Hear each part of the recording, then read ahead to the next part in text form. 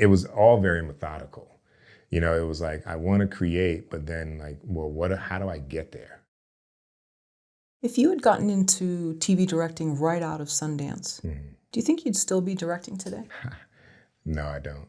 I think if I got into television directing right out of Sundance, I would have made too many mistakes to build a career. I think that the first thing being TV and film are two different, they're two different mediums, clearly, but making a film, whether you subscribe to the auteur theory or not, like it's the director's medium and television is the writer's medium. And if you don't understand that, you're not going to fare well. And I think that over the 17 years that we've, identified between Sundance and First Job, I did a lot of branded content. I did some commercial work where I learned that it's the product's medium. You know what I mean? It's the agency's medium and the brand's medium. And learning that was something that I could take to television and understand, like, I'm gonna have ideas here. I'm gonna have pitches or interpretations of a scene or a script that may not align with what the showrunner wants. And that's fine. I won't like go into my shell and say, well, I'm not offering any more ideas because you don't like them.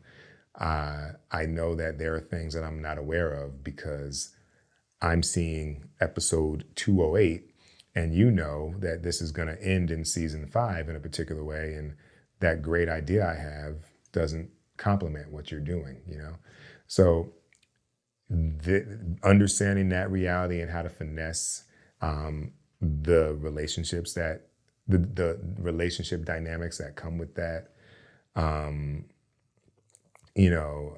the skill to deal with a variety of different types of personalities on a set, cast, crew, executives, and having the stamina and or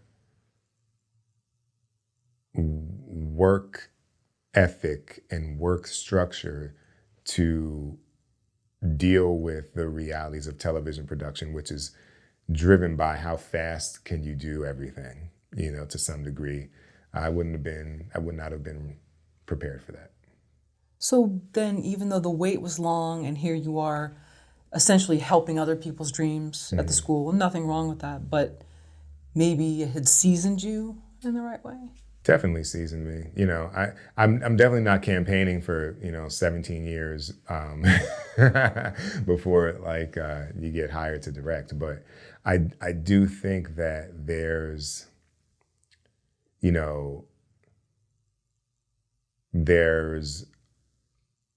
are things to learn before you can really excel in particular professional environments. If you didn't ask me this, but like if I had to identify it, I'd say around, based off of the experiences that I had, I'd say around 2008, I was probably ready to do TV. I learned enough about like people in politics, you know what I mean? And being a filmmaker and delivering for a client, I learned enough, I think, by that time that I wouldn't have been, perfect, but I wouldn't have stunk up the place, and I would have been able to get in there and kind of figure it out and avoid big mistakes. Well, you'd been through 9/11 and then the recession was around that time. Yeah. So it brought out probably interesting sides to people in stress like that. So once you've kind of weathered stuff like that, you think you were just like, okay, some pretty bad stuff has happened in the world. And I think I know where my footing is, because if you're steering a ship, i.e. a set that there's drama on, not enough time, somebody's mad or whatever, what's the worst that could happen? Right. So were there certain, and I don't mean to assume that I know what happened, I apologize, but were there certain things that happened that just got you ready for it, or it was just time of, you know, I so that think the it's arc? I think it's just time. You know, like you do so many projects, and Murphy's Law, anything that can go wrong will go wrong, is gonna happen on every project. So then it's like you have the thing you did and you're like, oh, that little thing I thought that was just gonna be a weekend. That was the project that I had a fire on set. You know, fires happen, okay. Or that was the project where I had, you know, a super egotistical person who wouldn't come out of their trailer for X amount of time. Okay, dealt with that. You know what I mean? Like, and I had to be the one to get him out. This was the one where they pulled out the money at the last minute, and I had. So you just kind of you begin to get enough of a window into. You might as well just be open to the world exploding. You know, it's like oh, pandemic, right? Okay, you know, like, and not minimizing it, but Sure, like no, no, no. you do like get to a point where you're like, I don't know what the day will bring, but I know that I'll be able to absorb it, you know, appreciate the moment, and try and find a way to get us home, you know, with some semblance of what we set out to accomplish today. And once you kind of get that, you can kind of, you know, go with the flow. Whereas maybe being slightly younger and maybe different things, it would rattle you too much. Oh, you'd be extremely rattled, and there'd be, you know, self-loathing and self-importance, and why me? And it's like, that doesn't get the thing shot. Sure. It's fun to wallow in, though. It's fun. It is. I mean, that's what going home is for. You know, you go home and then you tell your partner, and like, can you believe what happened today? And they're like, I guess I'll have to hear this for 30 minutes. But you know, that's how it goes. What was the point of no return for you? Not when you were inspired to be a director, but when you realized that you could actually make a living doing this. So,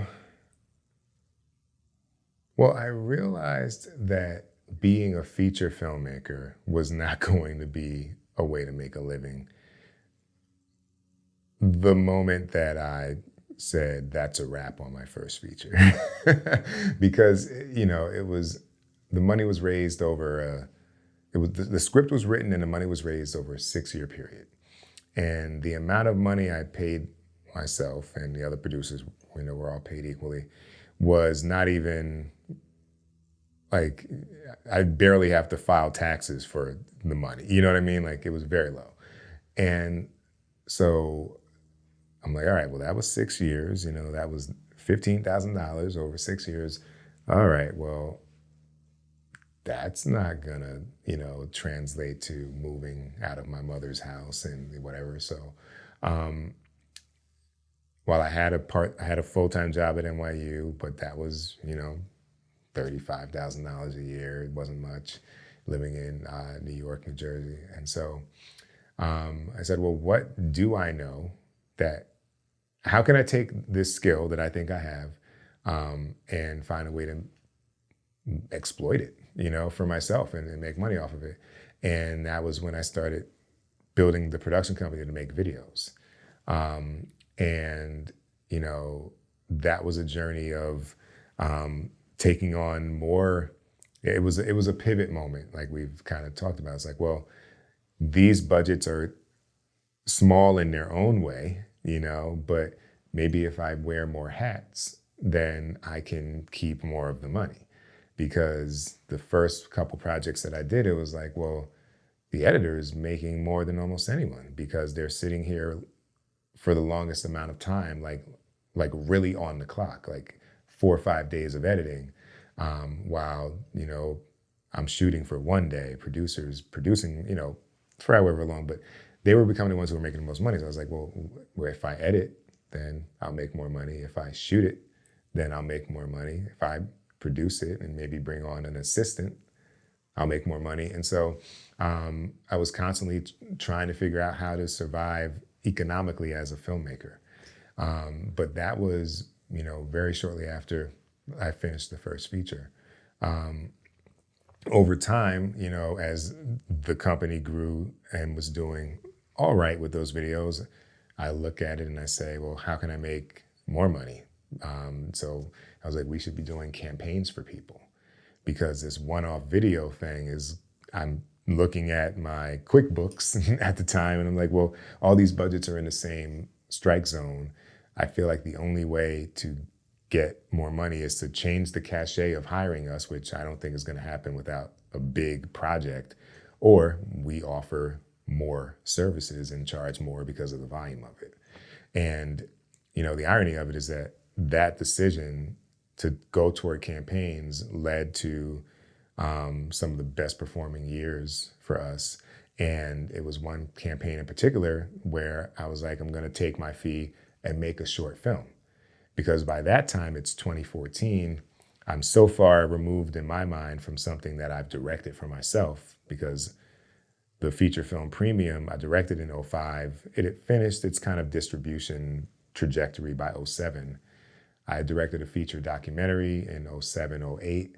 And so now I'm 6 years past when I could look at like a version of what I could do as a narrative director, while having done thousands of videos for clients. And I was like, well, let me make something for me. And this short film that I made, you know, was a thing that got picked up by HBO and got me into director programs and led to TV directing, and still is a sample that I use now. Wow, like 6, 7 years later, because it was just, it's a pretty unique execution and concept. So, you know, I always had my mind and my target on how to turn this into a career without it having to be reliant upon the models that everyone believes are the only options. And so you were no longer working at NYU, or just part-time? I was working full-time at the desk job until 2012. And honestly, that was the year of my 10-year anniversary at the job. And I was like, I'm not going to get, no disrespect to the job. It was great. But personally, I was like, I'm not going to get, y'all gave me a certificate for 10 years. You're not going to give me a watch for 25. Like, I'm not doing it. So I left that in the 10th year. I quit.